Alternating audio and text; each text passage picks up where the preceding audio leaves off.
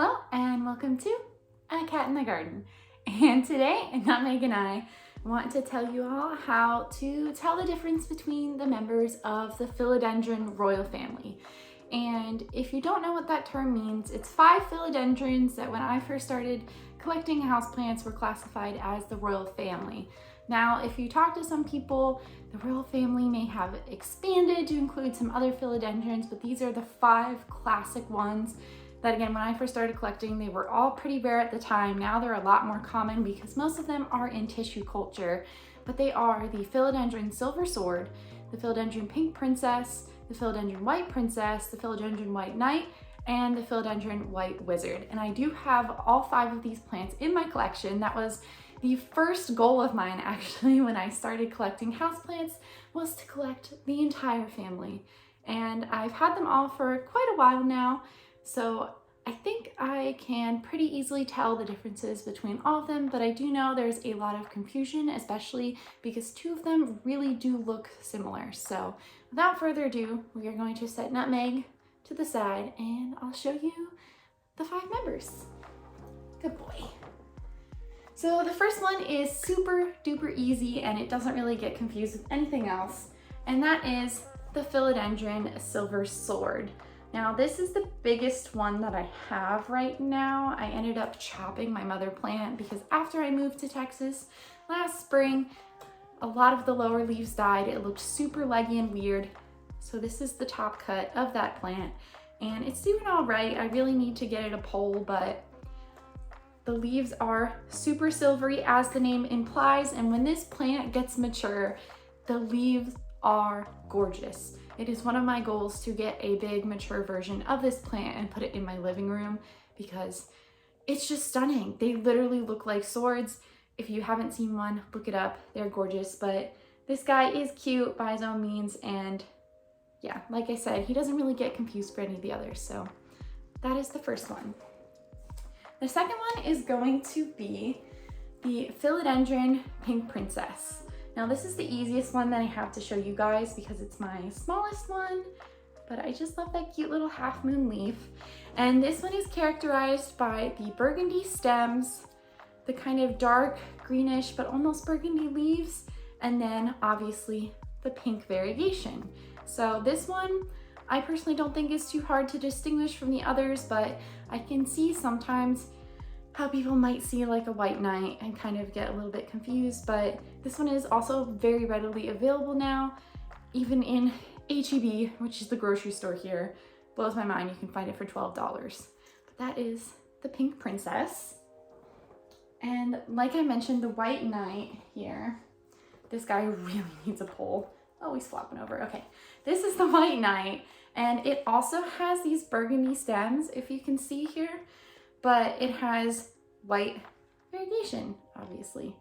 So this guy's gorgeous. I love him. He's actually my favorite member of the royal family. I got him as a little 3-leaf cutting and he's just grown so much. I might even have to chop him, honestly, but he kind of throws out these, oh, like I said, very floppy, very highly variegated leaves like this one here, or sometimes not a lot of variegation.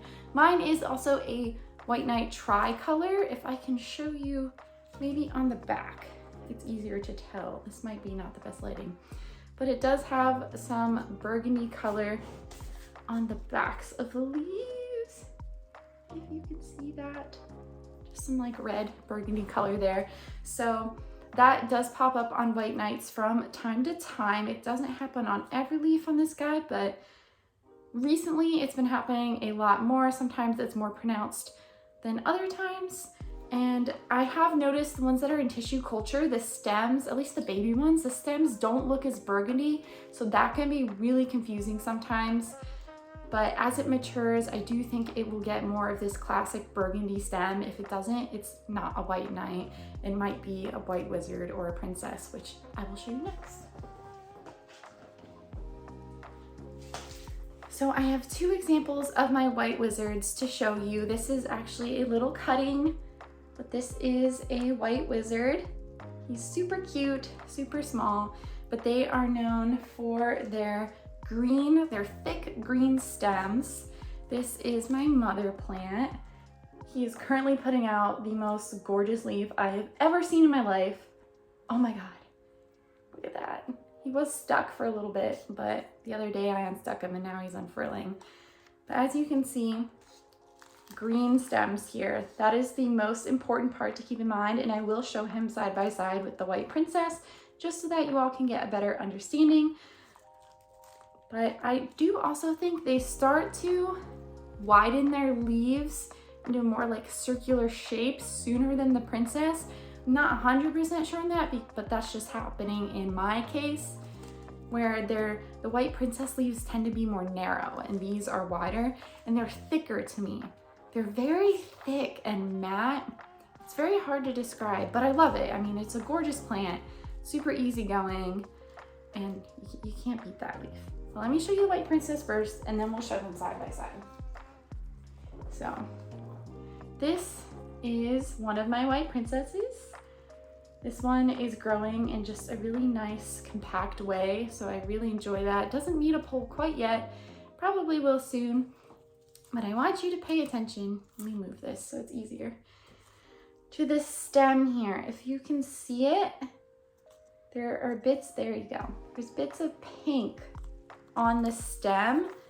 And I know it's called a white princess, but the pink on the stem is what makes it a white princess. So I have a slightly bigger one. This was the mother plant. And it did have a pink leaf. That is gone now. It was one of the oldest leaves on here, so it's fine, but it was beautiful while it lasted. This is my mother plant. Look at this leaf too. Sometimes they do some cool stuff here. Look at that. I'm glad that it put out some more green after that. This is a little sunburnt. Another thing about these guys, do not put them in very bright light. I actually have mine in the most shaded parts of my cabinet. Otherwise this happens. This guy was in the light while he was unfurling and he got sunburnt. So they actually like lower light than you would think. But back to the point. Here is the pink on the stem, if you can see it. So that's gonna be the telltale sign of a white princess. Like I said, also a bit narrower leaf than your white wizard here. So this is what they look like together. I know it's super hard to tell when you just glance at them, but I hope this helps when you're at a plant store, you have one, you don't have the other, you don't want to end up with two of the same plant. Just look at the stem. And also, like I said, it's very hard when they're the small TC plants, but I would honestly recommend getting a bigger one anyway. If I had to do it all over again, I would buy even more mature ones than these just because I like the look better. I'm into big plants right now. Last year, the year before, I was into tiny plants. So here we go. I still like tiny plants, but I just want giant plants everywhere. Like this guy. Like I want this whole backdrop to be giant plants. But I digress. Pink stems here, green stems here, and then I'll show the white knight and the pink princess next to each other. So you get a feel for that too. If he'll cooperate. Like I said, he needs a pole so bad. But my pots arrived. They actually just arrived this afternoon, so maybe next time you see him, he'll have a pot. But as you can see, they both have burgundy stems here. White variegation, pink variegation. So this one is a bit easier than the white wizard and the white princess. But those are those babies. And just so that I don't leave him out, the silver sword. But he's so easy. I do have everybody here except that little pink princess growing in moss. These are definitely some old containers. I don't really like to use the colored ones, but it was free. So that's why I have that. And this was just an old one for a Hoya back in the day. And I got this guy's little cutting, so that's why he's in here. I think he's not quite root bound yet, so he'll probably stay in here for a little while, but like I said, that's the difference there. White princess, white wizard.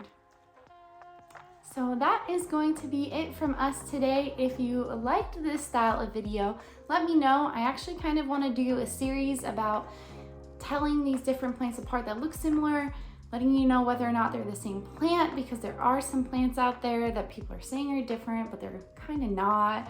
And some people that are naming plants things when it's really just like a highly variegated Thai constellation or a marble variegated pink princess. They're the same plant. It's nothing different. But anyway, thank you so much for watching this video. If you liked it, make sure to give us a thumbs up down below and subscribe so you don't miss anything else from me and Nutmeg. Thank you so much for watching, and we'll catch you in the next one.